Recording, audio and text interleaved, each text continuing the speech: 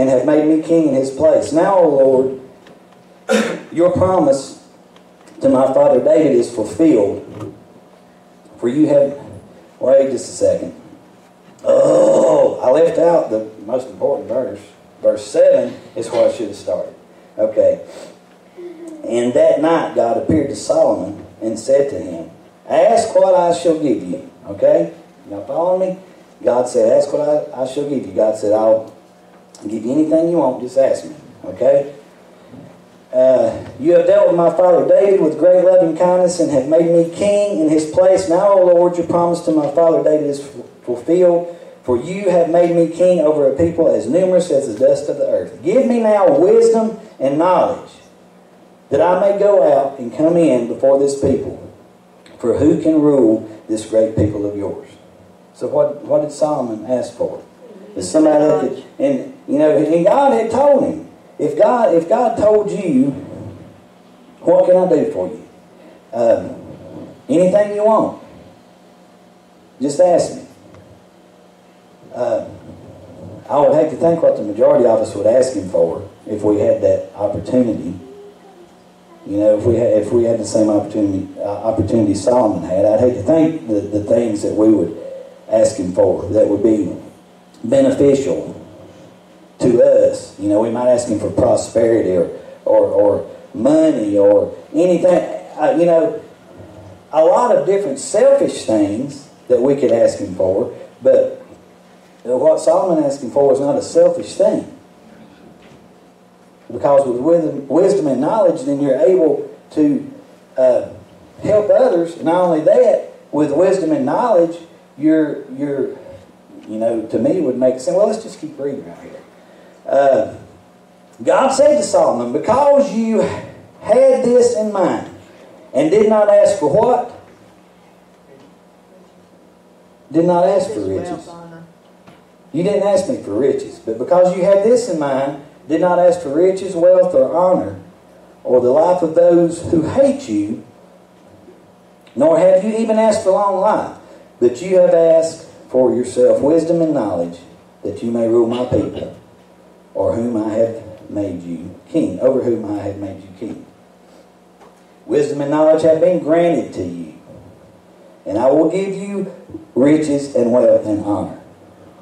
See, he didn't ask for riches and wealth and honor. Understand, that ain't what he asked for. But that's what God gave him because he asked for wisdom and knowledge. Okay, are you following me?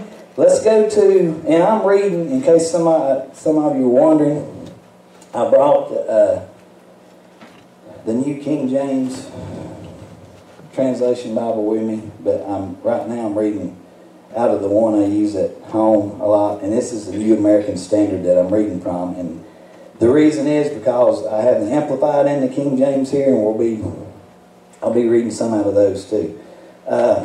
Let's go to Psalms.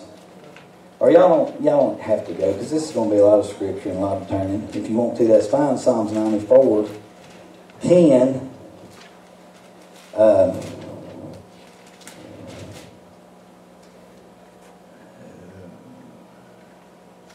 He who chastens the nations, will he not rebuke? Even he who teaches man knowledge. Who's the he he's talking about here? He's talking about God. He teaches man knowledge. Knowledge comes from where? It comes from God. 11. The Lord knows the thoughts of man, that they are a mere breath. Blessed is the man whom you chasten, O Lord, and whom you teach. Blessed is the man whom you teach out of your law. Let's keep moving. Proverbs 1:7. Some of these y'all are going to know without even going to them. Proverbs 1:7. Now this doesn't specifically tell us what knowledge is. It doesn't give us a definition of knowledge, but it tells us where it begins.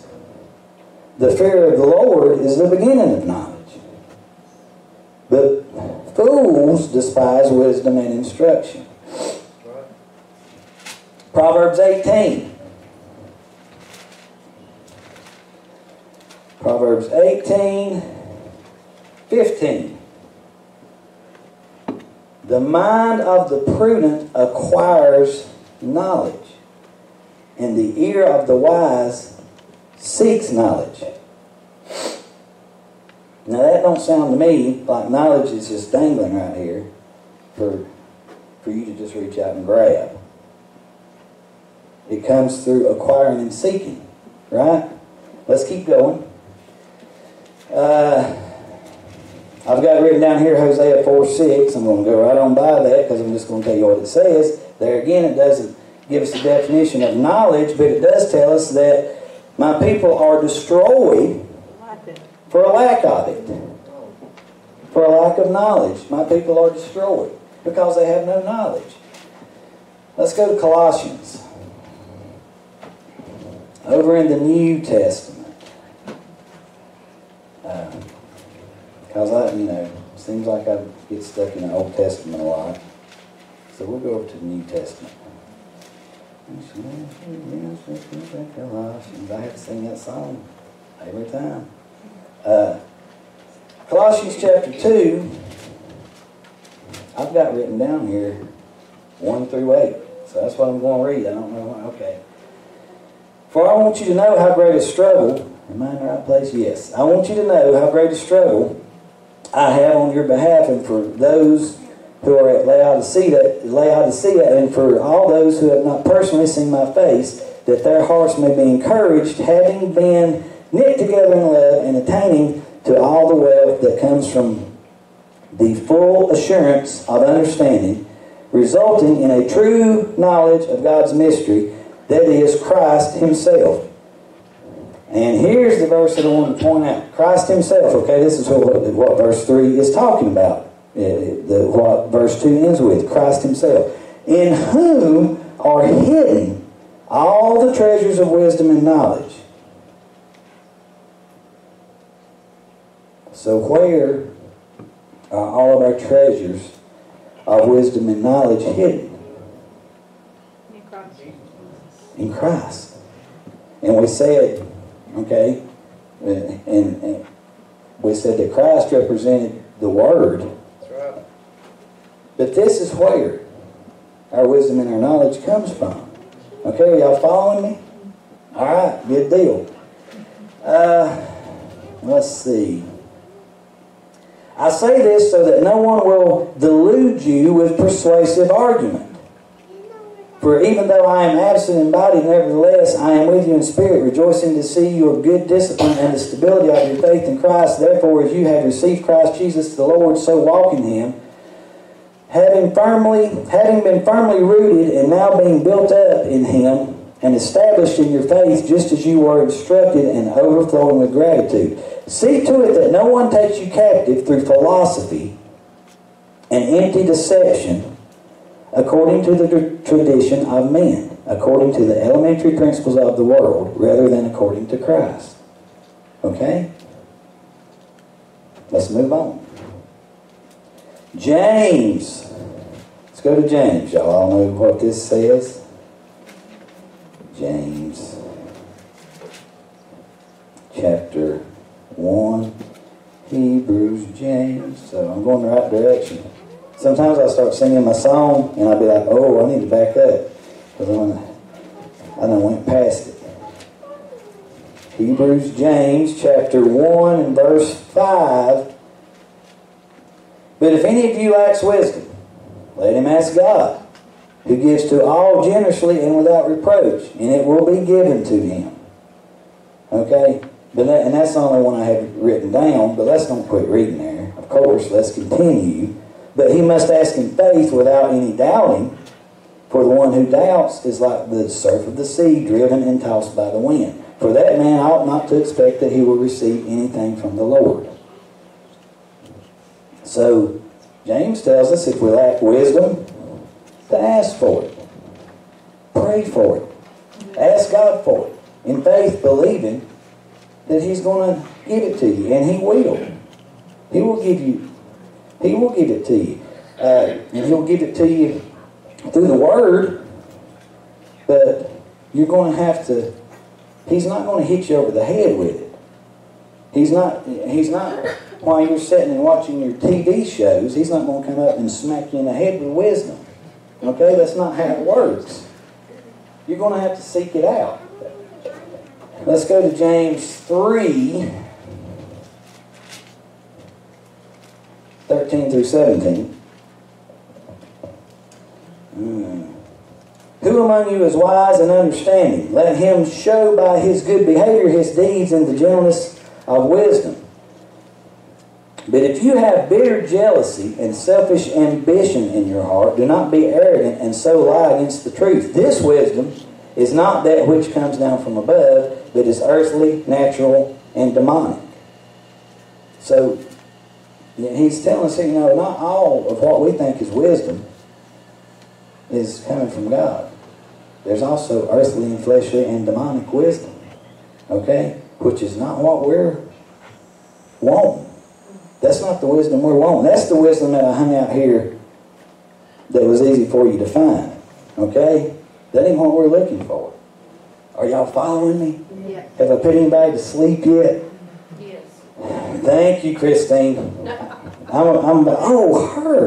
Well, bless her heart. Well, she ain't now. Let's go back to Psalms 111.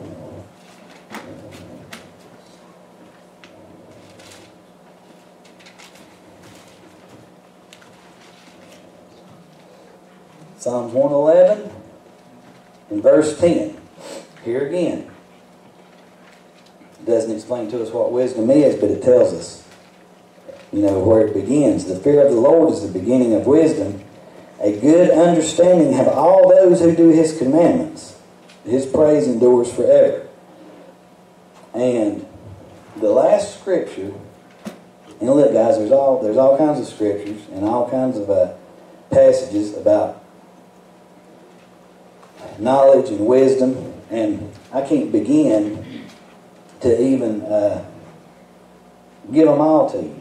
And I understand I'm a little old-fashioned in the way I go about doing things, because I have a concordance at the house that's about this thick, and I'll look, a lot of times I'll look words up, because I can get on my phone and try to Google something, and I'm going like this, and I'm looking, and to me it's easier, if I'm looking up wisdom, I can go to wisdom in the concordance, and it's easier for me to find stuff that way, because I'm just that backward. But there's like about 3 pages of verses that have to do with wisdom.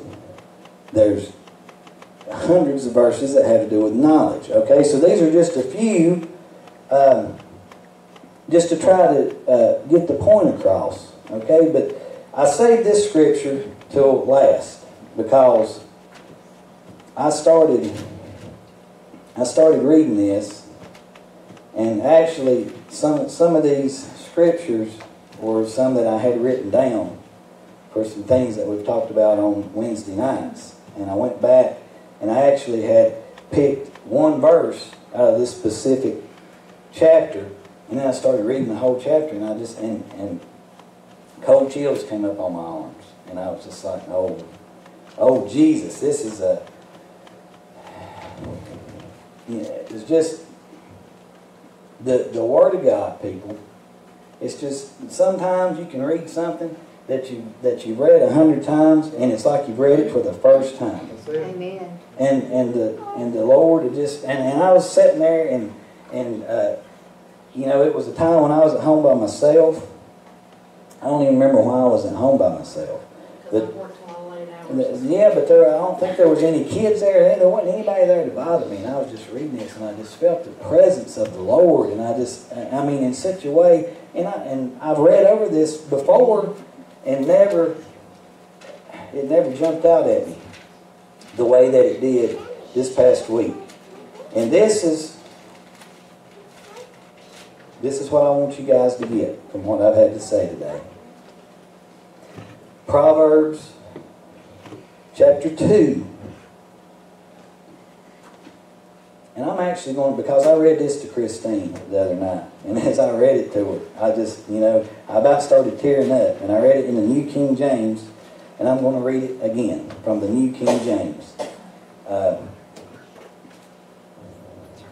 Proverbs chapter 2, and we're going to go verses 1 through 11. But guys, listen to this, okay? And think about the little thing we did at the beginning, with seeking the money, okay? My son, if you receive my words and treasure my commands within you, so that you will incline your ear to wisdom and apply your heart to understanding. Yes, if you cry out for discernment and lift up your voice for understanding, if you seek her as silver. Do you hear that? If you seek her as silver and search for her as for hidden treasures, then you will understand the fear of the Lord and find the knowledge of God. For the Lord gives wisdom. From his mouth come knowledge and understanding. He stores up sound wisdom for the upright. He is a shield to those who walk uprightly. He guards the paths of justice and preserves the way of his saints. Then you will understand righteousness and justice, equity, and every good path. When wisdom enters your heart and knowledge is pleasant to your soul. Discretion will preserve you. Understanding will keep you. When I read this, I thought, wow, what a powerful, powerful passage on wisdom and knowledge and understanding and discretion and how we have to get it.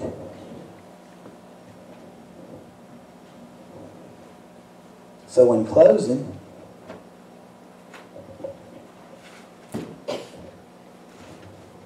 if I ask the question, how do we get it? Then our answer would be, we have to seek it. We have to seek it as hidden treasure. We have to seek it like silver. We have to desire it. But there's a little more to it than that. There's a little more to it than just seeking it. When you're looking for a treasure, what else do you need? You need a treasure map. You need a treasure map.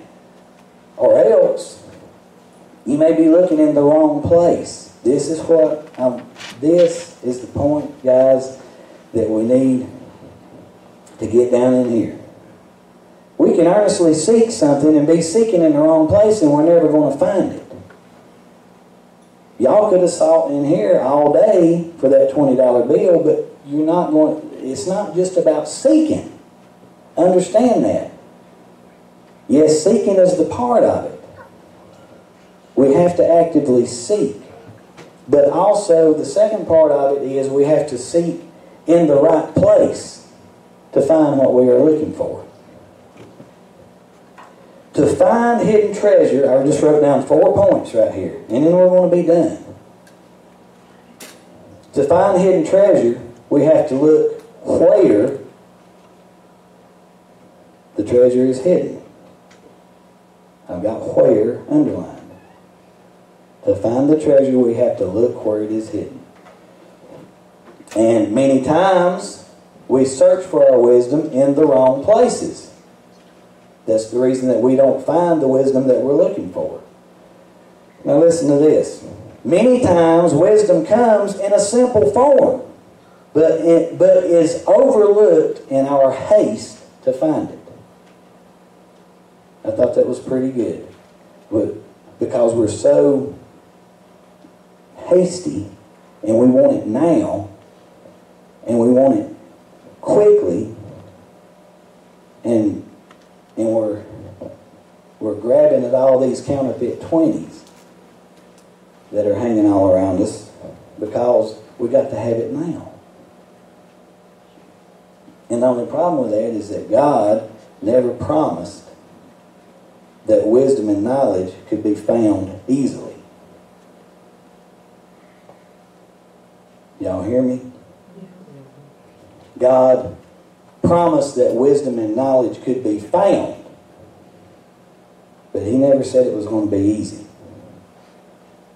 He said we had to search for it. Go back to Proverbs chapter 2 and read it. He said we had to search for it as hidden treasure. So, and that's what I want us to get down in here, guys. To not always be looking for the quick answer, but to get along with this book. To get along with God, the author, and Christ, the Word, and to tell the teacher to say, "Teacher, I'm having some trouble understanding some things, and I want some one-on-one time with you. Amen. Amen. You know, can you make some time for me after Amen. class so that we can get alone and you can help explain some of these things I'm having trouble with?" And the teacher will be more than willing to do that if we ask. But the teacher's not going to set aside time for us when we don't desire to talk to him. Okay? And the teacher, you know, is going to present the wisdom and the knowledge to us in the form of the Word. You know, when they're in class and they're presenting to you the material, some are probably going to understand it better than others. But the teacher is presenting it, and if we do not understand it, that is where it's our responsibility to ask the teacher and to go back and study the material. Because we're going to be tested. We're being tested now, a lot of us. And we're going to continue to be tested. And we're going to continue to fail and have to repeat the grade and retake the test until we pass. And we can only pass by knowing the material and being familiar and asking the teacher. Does that make sense? And there was something else I was just going to say, and it left me that quick. So evidently, the Holy Spirit didn't want me to say it. But guys, let's get in this thing, and let's dig in there. That's what I want for this group. I don't want a group that expects everything to be quick, and expects all the answers to be quick, and expects God to move quick, and why hadn't God done this yet, and why hadn't God done that? Oh yeah, speaking of being, that's what, thank you, Holy Spirit. Going back to being tested. You know, after Jesus was baptized by John, and the Holy Spirit descended on him like a dove, and he goes out into the wilderness, and what happened? He was tempted of the devil and tested by the devil. And what did he say? He said, "It's written." He said, "It's written." Everything the devil threw at him, he said, "It's written." He didn't say, "Well, Peter said this." He didn't say, "Devil." Peter said it. He didn't say, "Devil." Moses said this. Or Elijah told me this. No, he said, "It's written." The Word of God. And he quoted him the Word of God. Yes, some of these people did say this through the Word of God. God speaking through them, because who's the author? God. God is the author. And when Christ was tempted in the wilderness, what did he say? He said, "It is written. It is written. It is written." That's what he told him. Amen. That's what we got to do. When we're tested and when we're tempted, we have to say, "It is written." Amen. Praise the Lord. Thank you, Lord. Hallelujah. But how are we going to know if we don't know what is written? That's it. then how are we going to be able to say it is written? Okay? Dig in there, guys, and find out what's written, because there's a lot of things written in this book. There's a lot of things written in this book. There's a lot of things in the book that are black and white, and there's a lot of things in the book that are gray areas. And I encourage you, on the gray areas, seek the teacher and know the material. Okay? Seek the Word of God and find out what God has to say. And if you don't understand it, there's a lot of things in the Bible I don't understand. If I stood up here and told y'all that I understood everything in the Bible, if everything in the Bible made perfect sense to me, I would be lying. And if anybody tells you that everything in the Bible makes perfect sense to them, they are lying. Nobody understands completely everything in the Bible, because there's all these hidden mysteries of God. Hidden mysteries that He wants us to search for. And we're never going to attain that knowledge. We're not, while we're here on earth, we're never going to have the knowledge of the things that God has. God has always been here and will always be. And He is our Creator and our Sustainer. And we can't even fathom. We cannot begin to understand the greatness of God. I mean, who has been His counselor? Nobody. Who can say, I've been God's counselor? No, nobody. So, I want us to be a group that searches and that seeks. This right here, just like it was silver and gold, guys.